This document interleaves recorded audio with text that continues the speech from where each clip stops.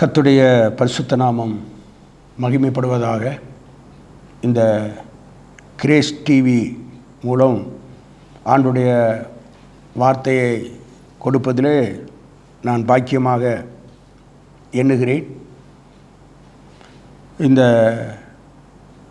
நாட்களில் இந்த டிவி மூலம் கர்த்தருடைய வார்த்தை இதை கேட்கிற ஒவ்வொரு தேவனுடைய பிள்ளைகளையும் கர்த்தர் சந்திப்பாராக, கர்த்தர் தொடுவாராக. இன்றைக்கு உலகத்தில் பணத்தையும் பொருளையும் தேடிக்கொண்டிருக்கிற இந்த உலகத்தில் ஆண்டவராகிய இயேசு கிறிஸ்து மத்தேயு சுவிசேஷம் 6ஆம் அதிகாரம் அதில் 33வது வசனத்தில் ஆண்டவர் சொல்கிறார், முதலாவது தேவனுடைய ராஜ்யத்தையும் அவருடைய நீதியும் தேடுங்கள் என்று. உலகத்தில் எதையோ மக்கள் தேடிக்கொண்டிருக்கிறார்கள். இந்த தேடுதல் எல்லாமே நித்தியம் அல்ல, இது எல்லாமே அநித்தியம். நல்ல காரு பங்களா எல்லாம் இருக்கலாம், ஆனால் இதெல்லாம் நம்ம மரணத்துக்கு பிறகு நம்மோடு கூட எதுவுமே வருவது இல்லை. கண்ணின் காட்சியெல்லாம் மாயை. கண்ணை நம்பாதே, அது உன்னை ஏமாற்றும். உன்னை ஏமாற்றும், நீ காணும் தோற்றமெல்லாம் உன்னை ஏமாற்றும். ஆகவே தேவனுடைய ராஜ்யத்தையும் அவருடைய நீதியவுமே நம்ம தேடணும். கொலோசியர் 3ஆம் அதிகாரம் அதில் 1-2 வசனங்களை நாம் வாசிக்கும்போது, நீங்கள் கிறிஸ்துவோடு கூட எழுந்தது உண்டானால் கிறிஸ்துவனுடைய வலது பார்சத்தில் உள்ள மேலானவைகளையே தேடுங்கள், பூமிக்குரியவைகள் அல்ல என்று கர்த்தர் சொல்லுகிறார். இப்போது என் அன்புக்குரிய இந்த வார்த்தைகளை கேட்கிற தேவ ஜனமே, தேவனுடைய பிள்ளைகளே, நீங்கள் எதை தேடிக்கொண்டிருக்கிறீர்கள்? இந்த பூமிக்குரியவைகளையே ஒரு நாளைக்கு 24 மணி நேரத்தில் நீங்கள் எவ்வளவு நேரம் மேலானவைகளை தேடுகிறீர்கள்? கர்த்தருக்குரியவைகளை நீங்கள் தேடுகிறீர்கள்? யோசித்து பாருங்கள். 24 மணி நேரத்தில் நீங்கள் ஒரு 2 மணி நேரமாவது தேவனுக்குரியவைகளை நீங்கள் தேட வேண்டும், வேதம் வாசிக்க வேண்டும், ஜெபம் பண்ண வேண்டும். சோம்பேறிகளாக இருக்கக்கூடாது. சோம்பேறி உள்ள ஒரு தாளந்தை பெற்றவன் அவனை எந்த பாவமும் செய்யவில்லை. அவன் கையையும் காலையும் கட்டி புறம்பான இருளில் தள்ளி போடுங்கள் என்று பாவம் செய்தவனை அல்ல, சோம்பேறியை பார்த்து கர்த்தர் சொல்லுகிறார். சோம்பேறித்தனம், காலையில் எழும்புவதில்லை, வேதம் வாசிப்பதில்லை, இந்த பூமிக்குரியவைகளையே தேடிக்கொண்டிருக்கிறோம். மேலானவைகளை தேட வேண்டும். அப்போ மேலானவைகள் தேவனுடைய ராஜ்யத்தையே தேட வேண்டும் என்று வேதத்திலே நாம் வாசிக்கிறோம். மேலானவைகள், பூமிக்குரியவைகள் அல்ல. பிலிப்பியர் 2ஆம் அதிகாரம் 21வது வசனம், அப்போஸ்தலனாகிய பவுல் தீமைத்தேவை குறித்து சொல்லும்போது, மற்றவர்கள் எல்லாரும் தங்களுக்குரியவைகளையே தேடுகிறார்கள், ஆனால் தீமைத்தேவு கிறிஸ்து இயேசுக்குரியவைகளையே தேடுகிறான் என்று பவுல் எழுதுகிறார். அப்போ மேலானவைகளை தேட வேண்டும், இயேசு கிறிஸ்துக்குரியவைகளை நாம் தேட வேண்டும். இப்படி கிறிஸ்து இயேசுக்குரியவைகளையே நாம் தேடும்போது அது நமக்கு நித்தியத்தில் மேன்மை, நித்தியத்திலே மகிமை. ஆகவே எதை சம்பாதித்தாலும் ஞானத்தை சம்பாதி, புத்தியை சம்பாதி. இப்போ ஞானம் என்றால் என்ன? புத்தி என்றால் என்ன? இந்த காணிக்கை பெட்டி இருக்கிறது. இந்த காணிக்கை பெட்டி அறிவது, இது அறிவு. இது எப்படி இந்த காணிக்கை பெட்டி எப்படி வந்தது என்று சொல்லுவது ஞானம். அதை எப்படி பயன்படுத்துவது என்பது புத்தி.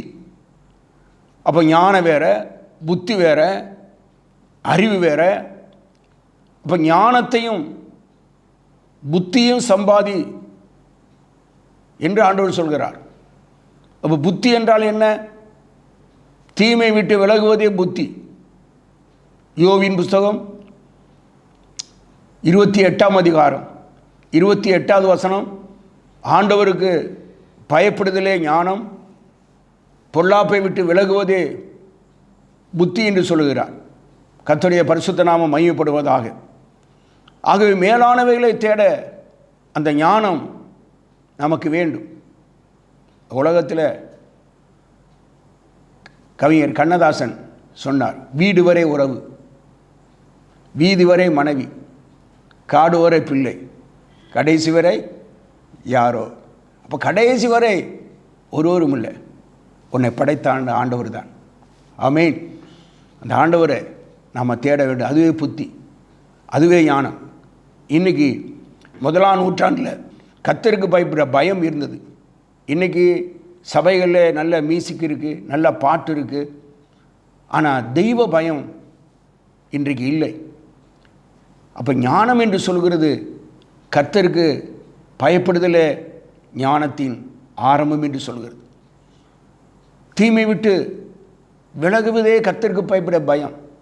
தீமை, மனிதனுடைய வாழ்க்கையில் பகை இருக்கிறது, விரோதம் இருக்கிறது, கசப்பு இருக்கிறது. ஐயோ இதெல்லாம் தீமை, இது நம்ம பரலோகம் கொண்டு போகாது. அந்த ஒரு துடிப்பு வரணும். ஐயோ பகையவும் வைராக்கியத்தையும் விரோதங்களையும் வச்சுக்கிட்டு இங்கே வந்து அல்லேலூயா போட்டுக்கிட்டு சோத்திர பாட்டு பாடிக்கிட்டு பாடலாம், பரலோகம் போக முடியாது. பரலோகம் போகணும்னா தேவசாயல் அடையணும், தீமையை விலகணும். அதான் புத்தி. ஐயோ என்கிட்ட பகை இருக்குது, என்கிட்ட கசப்பு இருக்குது, என்கிட்ட விரோதம் இருக்குது. ஆமென். இதை நம்ம கண்டுபிடிப்பது தான் ஞானம். இதை கண்டுபிடிக்கணும். உபாகமத்தின் புஸ்தகம் 8ஆம் அதிகாரம் 2வது வசனம் சொல்லுகிறது, உன் இருதயத்தில் உள்ளதை நீ அறியும்படி.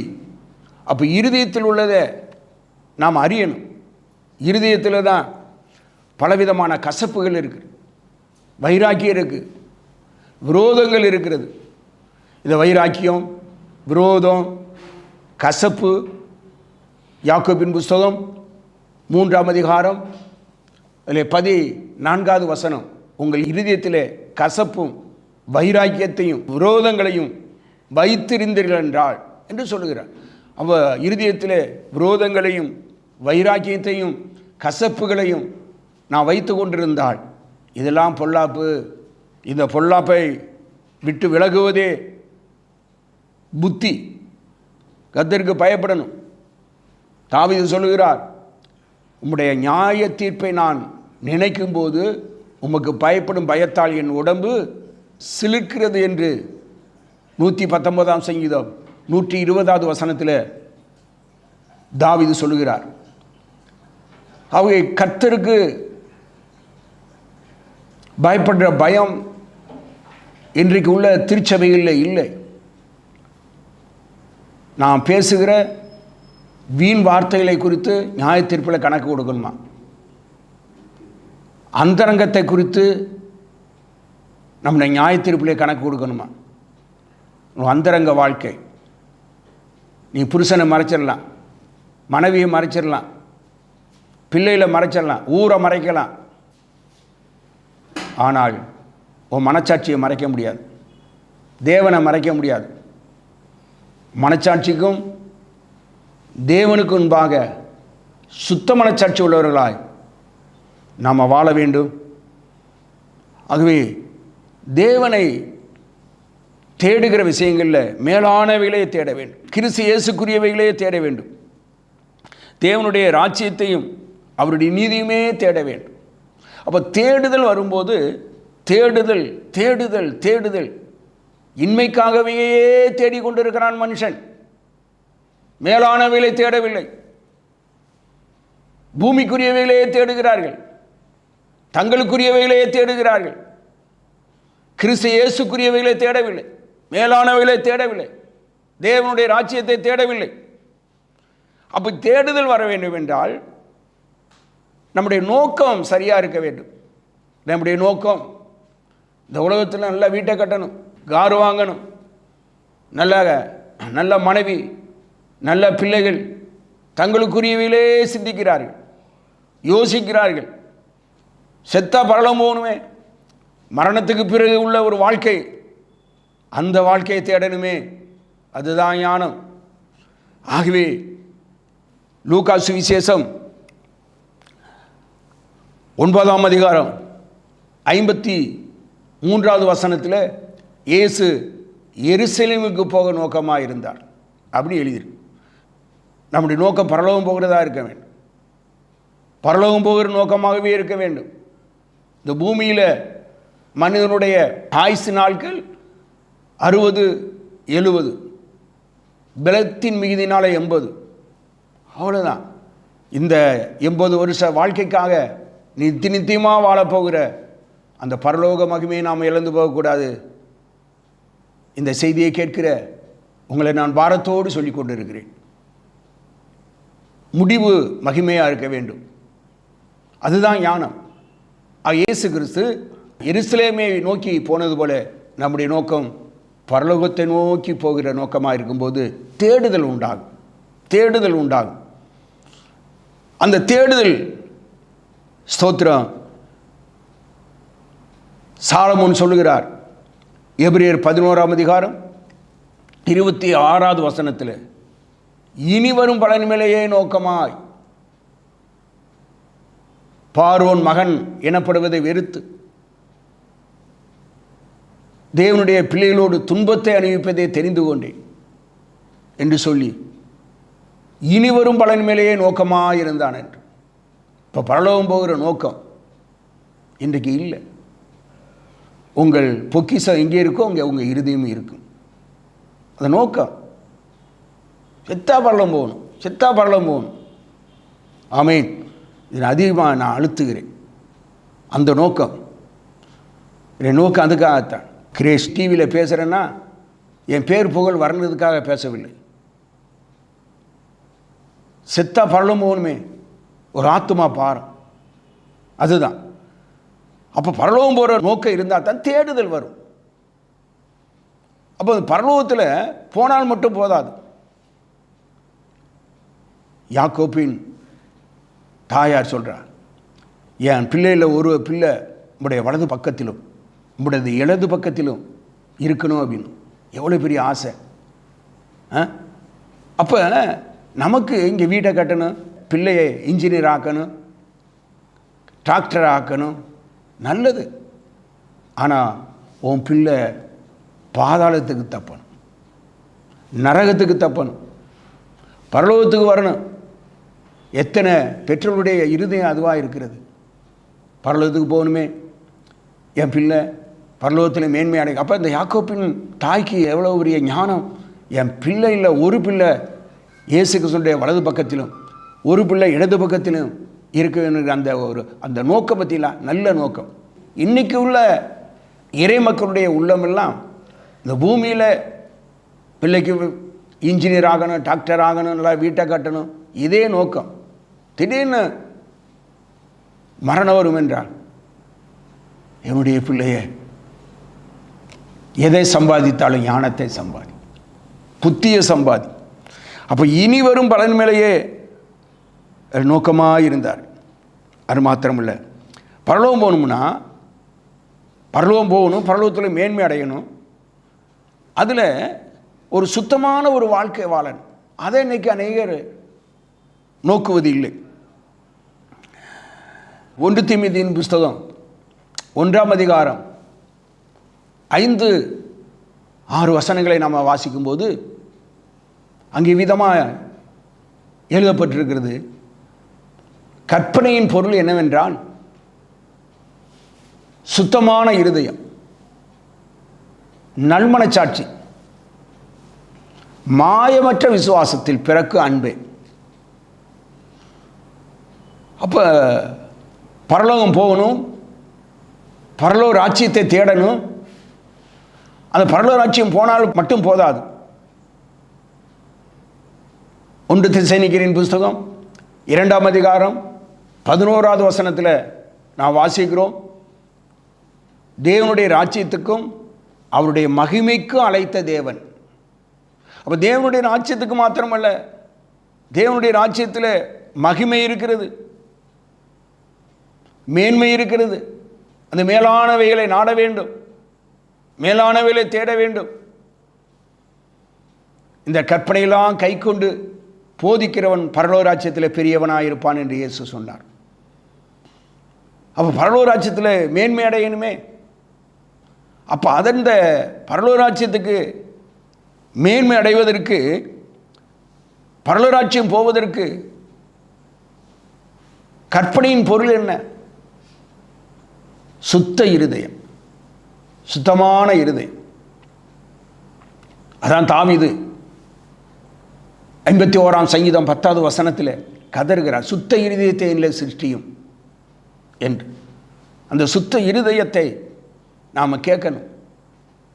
அதான் நான் ஆரம்பத்தில் சொன்னது போல, இருதயத்தில் வைராக்கியமும் கசப்பும் பகையும் விரோதமும் இருக்கிறது.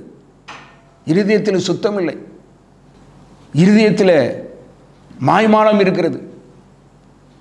இந்த இருதயத்தில் இருக்கிறதான எல்லா அருவருப்புகளும் அசுத்தங்களும் நீங்கி நவமான இருதயத்தை கர்த்தர் தருவாராக. நான் உன்னை சுத்தமாக்குவேன், நீ சுத்தமாவாய் என்று ஏசப்பா சொன்னாரே. சுத்தமாகும். சுத்தம் எப்படி ஆகும்?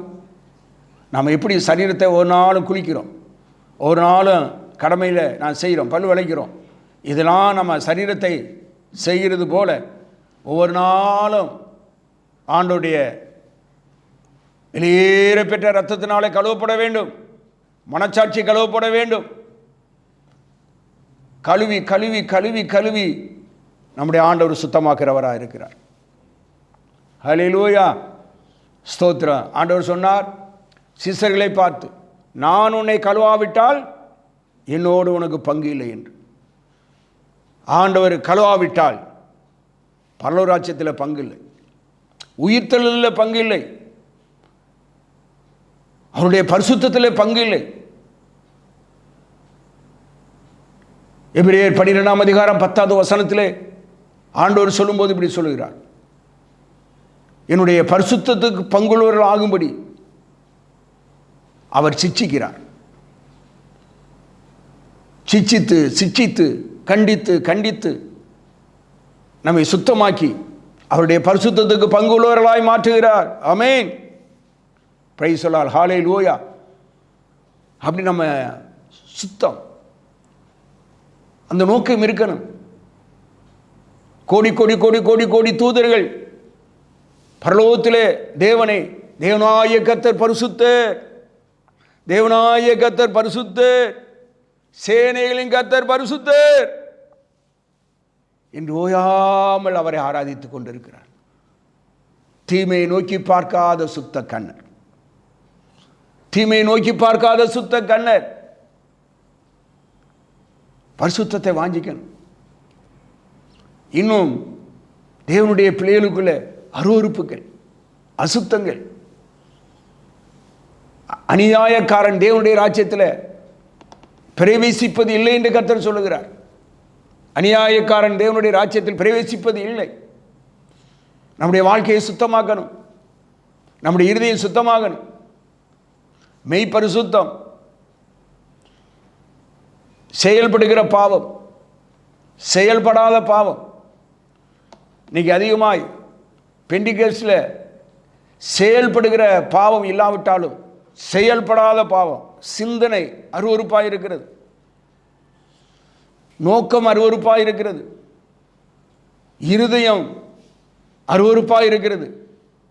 இந்த அருவருப்புகள் நீங்க வேண்டும், சுத்தமாக வேண்டும். ஆண்டவர் சொல்லுகிறார், நான் உன்னை கழுவாவிட்டால், நான் உன்னை சுத்தமாக்காவிட்டால் என்னோடு உனக்கு பங்கு இல்லை. முதலாம் உயிர்த்தெழுதலுக்கு பங்கு உள்ளவர்கள் பாக்கியவான் என்று கர்த்தர் சொல்கிறார். இந்த முதலாம் உயிர்த்தெழுதலுக்கு நாம் பங்குள்ளவர்களாக மாற வேண்டும். நம்முடைய நோக்கம் இனி வரும் பலன் மேலே நோக்கமாக இருக்கணும். ஆண்டவராய் இயேசு கிறிஸ்து எருசலேம் போவதற்கு அவர் நோக்கமாக இருந்தது போல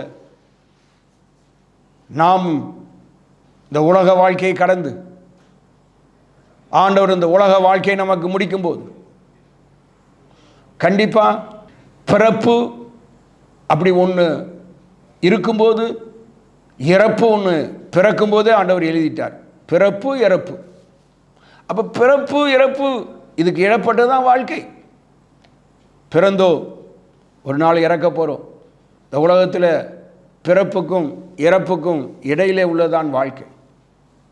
இந்த வாழ்க்கையில் இந்த இடப்பட்ட வாழ்க்கையில் உன்னை பிறக்கும் போதே தாயின் கருவிலே உன்னை ஆண்டவர் சிருஷ்டிக்கும் போதே உன்னை உண்டாக்கும் போதே பரலோகம் ஒரு நோக்கத்தோடு உண்டாக்குறார். ஒரு திட்டத்தோடு தேவன் உண்டாக்குறார். அந்த திட்டம் நிறைவேற வேண்டும். அந்த நோக்கம், என்னை தேவன் படைத்த நோக்கம் என்ன, என்னை ஆண்டவர் சிருஷ்டித்த நோக்கம் என்ன, ஆண்டவருடைய சித்தத்தை அறிகிற அறிவு வர வேண்டும். அதான் நம்முடைய தேடுதல். இன்னைக்கு ஆவிக்குரிய சபைகளும் இன்னைக்கு உலக பிரகாரமான ஒரு தேடுதல், பூமிக்குரியவைகளே தேடுகிறார்கள், தங்களுக்குரியவைகளே தேடுகிறார்கள். கிறிஸ்து இயேசுக்குரியவைகளை தேடவில்லை, மேலானவைகளை தேடவில்லை, தேவனுடைய ராஜ்யத்தை தேடவில்லை. நாம் இப்படி தேவனுக்கு உகந்ததை தேடும்போது, நம்முடைய நோக்கம் சரியாக இருக்கும்போது உங்கள் தேவைகளை கர்த்தர் சந்திப்பார். கடன் பிரச்சனை இருக்கிறீங்களா, வியாதியில் இருக்கிறீங்களா, கர்த்தர் உங்கள் வியாதியை மாற்றுவார். உங்கள் கடன் பிரச்சனையை கர்த்தர் மாற்றுவார். விசுவாசிங்கள். இந்த செய்தியை கேட்கிற ஒவ்வொருவரும் நீங்கள் விசுவாசித்தால் கர்த்தர் உங்கள் வாழ்க்கையில் அற்புதம் செய்ய வல்லவராக இருக்கிறார். கர்த்தர் அற்புதத்தை செய்வார். அவர் அற்புதம் செய்வது அவருக்கு லேசான காரியம். 5 அப்பத்தையும் 2 மீனையும் 5000 பேருக்கு கொடுப்பது அவருக்கு, அந்த அற்புதத்தை செய்வது அவருக்கு லேசான காரியம். தண்ணீரை திராட்சரசமாய் மாற்றுவது அவருக்கு லேசான காரியம். காண ஒரு கல்யாணத்திலே குறைபட்டது. இயேசு இங்கே இருந்தார், இயேசு உங்கள் குடும்பத்திலே, இயேசு உங்கள் வாழ்க்கையில் இருப்பார் என்றால் கண்டிப்பாக உங்கள் குறைவுகளை நிறைவாக்குவார். குறைவுகளை நிறைவாக்கி உங்களை ஆசீர்வதிக்க கர்த்தர் வல்லவராயிருக்கிறார். ஆகவே நான் முடிக்க விரும்புகிறேன், தேவனுடைய பிள்ளைகளே, தேவனுடைய ராஜ்யத்தை அவர் நீதியுமே தேடுங்கள். தேவன் உங்கள் தேவையை சந்திப்பார். உங்கள் பிள்ளைகளுடைய படிப்பு காரியங்களை கர்த்தர் சந்திப்பார். உங்கள் கடன் பிரச்சனையிலிருந்து கர்த்தர் விடுவிப்பார்.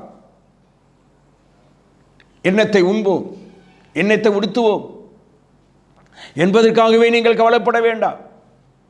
ஆகாயத்து பறவைகளை கவனித்து பாருங்கள், காட்டு புஷ்பங்களை நீங்கள் கவனித்து பாருங்கள். அவைகளை பிழைப்பூட்டுகிறார், அவைகளை தேவன் உடுத்தி வைக்கிறாரே. அந்த காட்டு புஷ்பங்களை தேவன் உடுத்தி வைக்கிறார். அந்த ஆகாயத்து பறவைகளை போஷிக்கிறார். அவர் கூப்பிடுகிற காக்கை குஞ்சுகளுக்கு ஆகாரம் கொடுக்கிற கர்த்தர் நடத்துவார். கர்த்தர் உங்கள் தேவைகளை சந்திப்பார். ஆகவே நீங்கள் பூமிக்குரியவைகள் அல்ல, தங்களுக்குரியவைகள் அல்ல, நீங்கள் மேலானவைகளை தேட வேண்டும். சோத்திர மேலானவைகளை தேடும்போது கர்த்தர் நிச்சயமாக கர்த்தர் உங்கள் தேவைகளெல்லாம் சந்திக்க அவர் வல்லவராயிருக்கிறார். ஆகவே பரலோராட்சியை நாம் போக வேண்டும். ஸ்தோத்ரா, பரலோகத்தில் மேன்மையடைய வேண்டும்.